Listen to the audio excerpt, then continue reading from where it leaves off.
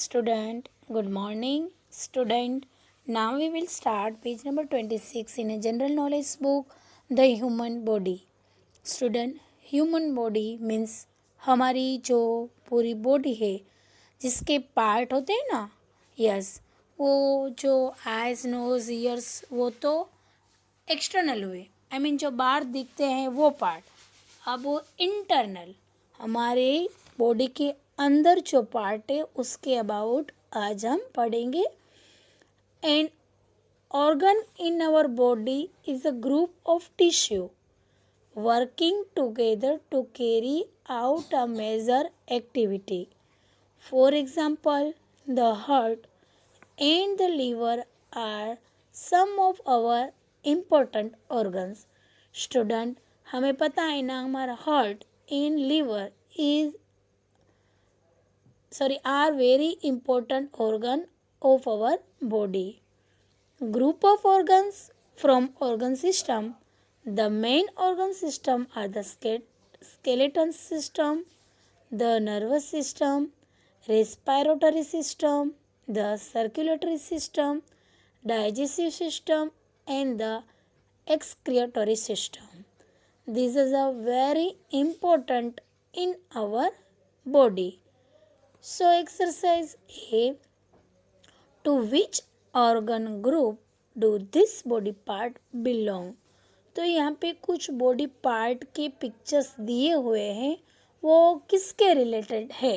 जैसे कि nervous system के साथ रिलेटेड है, सर्कुलेटरी के सिस्टम के रिलेटेड है, रेस्पिरेटरी सिस्टम के रिलेटेड है, वो हमें लिखना है।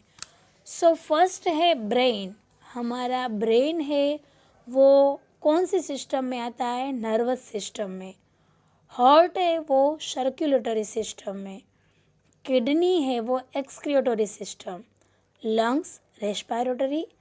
Retina nervous system. Liver digestive system में। And pancreas digestive. Vertebral column skeleton में आता है। Taste buds nervous system. Stomach digestive system. So ये सारे हमारी जो बॉडी के अंदर अलग अलग सिस्टम में उसके रिलेटेड है। Then turn the page and on that page we have to learn about health is wealth. अगर हेल्थ अच्छी है तो सब कुछ है, हमारे पास वेल्थ है। वेल्थ का मीनिंग होता है समृद्धि, पैसा। तो हेल्थ इज़ वेल्थ क्यों कहा गया है?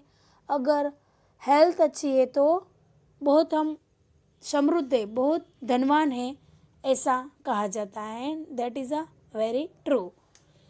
फर्स्ट है good health means a physical fitness, absence of disease and all body part working properly together. Student, good health का मीनिंग क्या होता है? कि फिजिकली फिटनेस हो। एब्सेंस ऑफ डिजीज मीन्स के कोई भी प्रकार का रोग न हो। ऑल पार्ट वर्क प्रॉपरली, हमारी बॉडी के पूरे पार्ट है वो प्रॉपरली वर्क करते हो, उसको बोलते हैं हेल्दी, तंदुरुस्त।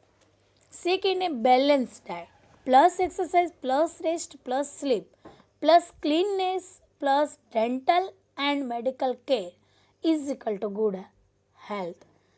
अब यहाँ पे गुड हेल्थ के लिए दूसरी एक डेफिनेशन दी है जिसमें वो कहते हैं कि बैलेंस डाइट, आई मीन हम जो खाते पीते हो बैलेंस होना चाहिए, न तो ज़्यादा कम न तो बहुत ज़्यादा।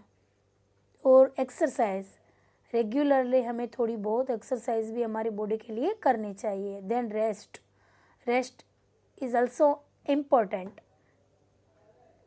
Sleep is very important. Cleanness is also important and plus dental and medical care. तो ये सारे इकट्ठे हुए तो अच्छी हेल्थ मानी जाती है। Then good food is essential for our health and survival, but too much of any food item may be harmful to us. आगे भी आपको मैंने बोला कि गुड फूड, अच्छा फूड, अच्छी खुराक है वो हमारे शरीर के लिए अच्छी है, बट वो न तो उसकी हमारे शरीर में कमी होनी चाहिए, न तो उसका अतिरेक होना चाहिए। अतिरेक मीन्स कि ज़्यादा नहीं होना चाहिए। अगर ज़्यादा हो गया तो वो हमारे लिए हार्मफुल हो सकता है। हार्मफुल मीन हमें कोई नुकसान पहुंचा सकता है। एंड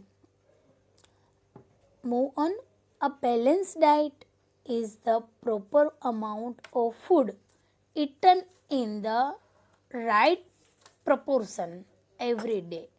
बैलेंस डाइट का मीनिंग है कि हमारी रोजिंदा जीवन में हम जो भी फूड खाते हैं और जो जितना उसका प्रोपोर्शन मीन्स के जितना भाग हम खाते हैं उसका राइट भाग होना चाहिए। आई मीन हमें पता होना चाहिए कि कौन सा विटामिन से, कौन से प्रोटीन से, कौन से न्यूट्रिएंट से हमें कितने खाने चाहिए। उसका डेली रूटीन में हमें उसका बैलेंस डाइट उसी को कहते हैं कि वो सब उसकी जो भी प्रोपोर्शन होता है उसमें हो। Then food give us nutrients which are chemical substance required for our good health। The nutrients in our food are protein, fats, carbohydrates, vitamins and minerals। हमारी फूड में जो न्यूट्रिएंट्स होते हैं जैसे कि protein, fats, carbohydrate, vitamins and minerals, तो वो भी उसका कुछ ना कुछ प्रोपोर्शन जो भाग है वो निश्चित होना चाहिए कि इतना हमारे बॉडी के लिए सही है। So exercise first, mention the nutrients present in these food items by writing the correct letters in the blanks given। Write P for protein, F for fats, C for carbohydrates and V for vitamins and M for minerals। Student, तो यहाँ पे जो भी food के pictures दिए हुए हैं उन फूड में से हमें कौन सा न्यूट्रिएंट्स मिलता है वो हमें लिखना है। तो फर्स्ट वन है मिल्क, तो मिल्क में से हमें प्रोटीन मिलता है, एम फॉर मिनरल्स मिलते हैं एंड वी फॉर विटामिन्स मिलते हैं। तो milk is very healthy food, healthy liquid for our health. Then meat, तो उसमें होता है प्रोटीन, फैट्स एंड विटामिन्स। इसके बाद वेजिटेबल्स में भी कार्बोहाइड्रेट, विटामिन्स एंड मिनरल्स। फिर नट्स, जो ड्राई फ्रूट्स हम बोलते हैं वो, तो उसमें होते हैं protein and fats. Then potatoes में only see I mean carbohydrates ही होते हैं। फिर सिक्स है ग्रीन वेजिटेबल्स, तो उसमें हमें मिनरल्स एंड विटामिन्स। फिर व्हीट एंड राइस, तो उसमें हमें मिलते हैं सिर्फ कार्बोहाइड्रेट। देन एग्स, तो एग्स में protein, vitamin and fats. Then orange and lemon, तो उसमें होते हैं विटामिन्स। फिर फ्रूट्स, हर तरह के फ्रूट, तो उसमें होता है vitamin C I mean carbohydrates. Then cornflakes में होते हैं कार्बोहाइड्रेट, विटामिन्स एंड मिनरल्स। फिर बटर, तो उसमें होते हैं fats and vitamin.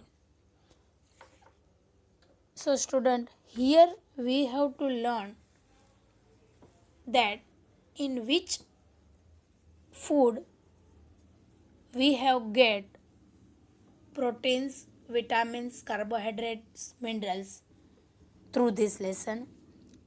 Now turn the page। Bird watching, bird watching करना किसे अच्छा लगता है? यस, सबको। तो यहाँ पे हमें read the clues and fill in the missing letter, then find this words और name of words in the image given in the next page। These words or names could appear across backwards, upwards and downwards। Student, यहाँ पे हमें कुछ birds के name दिए हुए हैं but उसके लेटर मिसिंग है, वो फिलअप करना है। देन नेक्स्ट पेज पे एक टेबल दिया हुआ है, उस पे वो नेम फाइंड करके हमें बताना है। वो तो अपवर्ड हो सकते हैं, बैकवर्ड, अक्रॉस, तो इस तरह से हमें बताना है। So first one is the branch of science that is consulted with the study of birds. जो बर्ड के लगती स्टडी है, जिसमें बर्ड के लगता नॉलेज मिले, उसको बोलते हैं ornithology. Then second, only bird that can fly backwards, कि ऐसा बर्ड की जो बैकवर्ड उल्टी साइड पे फ्लाई कर सके, तो वो कौन सा बर्ड है? Hummingbird. थर्ड है the bird that eats almost anything, it gets baby birds, dead fish, earthworms, rotting rubbish etcetera. ऐसा बर्ड जो कुछ भी खाता है, बेबी बर्ड्स, कोई बर्ड्स के बच्चे वो डेड फिश वो भी खा जाता है, अर्थवॉर्म, रुबीज, तो वो है हेरिंग गुल। Fourth, the bird that is the largest and the heaviest, that is ostrich. Fifth, the bird that sings to claim its territory, robin. 6.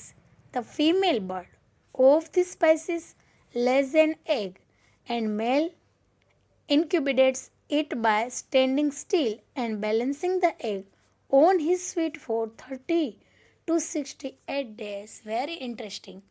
Female bird जो एग्स ले करती हैं, तो उसके लिए जो मेल बर्ड्स है वो वहाँ पे अपने एग की बैलेंसिंग के लिए 30 या 68 डे तक वहाँ पे खड़ा रहता है, तो वो है penguin.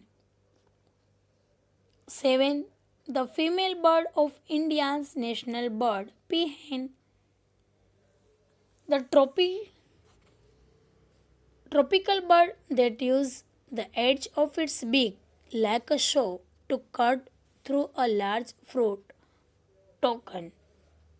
9. The lazy bird that can sing and lays its eggs in the nest of their birds. Cuckoo. Lazy bird है जो एग्स को ले करता है ऑफ अदर बर्ड्स, दूसरे बर्ड के नेट्स में अपने एग ले करता है, तो that is a cuckoo. 10. The bird that has short wings, जिसके विंग्स है वो शॉर्ट है, and appears to be flying when it is swimming under water, और जब वो पानी में तैर रहा हो, स्विमिंग कर रहा हो, तो ऐसे दिखता है जैसे वो फ्लाइंग कर रहा हो, तो है puffing. 11. The national bird of New Zealand kiwi, the bird that flies with its mouth open to catch flies and takes short nap in between the brush of the flapping its wings. Very interesting. ऐसा bird है कि जो fly करते करते अपना mouth open करता है, किस लिए? कोई भी फ्लाइज जो उड़ रहे हैं उसको कैच करने के लिए, एंड टेक शॉर्ट नैप, और शॉर्ट नैप मीन्स के नींद का जो झोंका होता है वो, yes, between the burst of the flapping its wing, तो that is a swift. The bird that migrate up to 20,000 kilometre every year flying across the Sahara desert in Africa, swallow. 20,000 kilometres की दूरी पर से migrate करके Sahara desert पे आते हैं, तो वो है स्वेलो। देन 14 to 20 आपको होमवर्क में करने हैं। फिर मैंने पेज नंबर 29 पे वो सारे बर्ड्स के नेम बताए हैं, जैसे मैंने यहाँ पे बताए हैं वैसे आपको भी करने हैं। Then opening lines, when you write a story or an essay, जब हम कोई स्टोरी या ऐसे लिखते हैं, it is an important to make the opening line too special as it is capture the reader's attention at once. Read this opening line and write the correct letter for the name of the book, story or play they are for in the boxes, and also write the name of their authors. Students, जब भी हम कोई story लिखें या ऐसे लिखें तो उसकी ओपनिंग लाइन यानी कि स्टार्टिंग में हम कुछ कोटेशन लिखते हैं ना, तो that is a very important. Because अगर वो जो भी आप लाइन लिखोगे, ओपनिंग लाइन जिसे हम बोलते हैं, वो अच्छी होगी, वो अट्रैक्टिव होगी, तो जो भी आपके रीडर्स होंगे, जो भी आपके लिखाई को देखेंगे, तो वो अट्रैक्ट हो जाएंगे और उसको वो कैसी है उसके अकॉर्डिंग पता चल सकता है। तो opening lines is a very important to our story and essay writing. Okay, so here first, the first place I can well remember was a large pleasant meadow with a pond of clear water in it. Anna Sewell ने लिखा था, उनकी book थी black beauty. उनकी black beauty नाम की एक book है जो अन्ना सेवेल ने लिखी है, और उनकी बुक की फर्स्ट लाइन ये है, my nightmare started like this, I was standing on desert street in some little beach town। Rick Riordan ने लिखी है, जिसकी Percy Jackson and the Sea of the Monsters है बुक। थर्ड है, now Rann the kite bring home the night that Mang the bat sets free. Rudyard Kipling ने लिखी है, उनकी book the Jungle Book. Jungle book की starting ये line से होती है, pigs don't just vanish, thought George to himself as he stood staring into the depth of the very obviously empty pigsty। तो ये उनकी बुक है जो George secret key to the universe, जो लिखी है लूसी एंड स्टीफन हॉकिंग ने। Fifth, two men appeared out of nowhere a few yards apart in a narrow moonlit lane। J.K. Rowling ने लिखी है Harry Potter and the Deathly Hallows. Then on Friday 20th June I wake up at 6 o'clock and no wonder it was my birthday। Anne Frank, उनकी book है the diary of Anne Frank.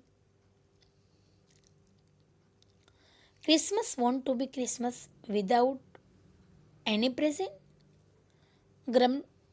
Grumbled Joe lying on the rug।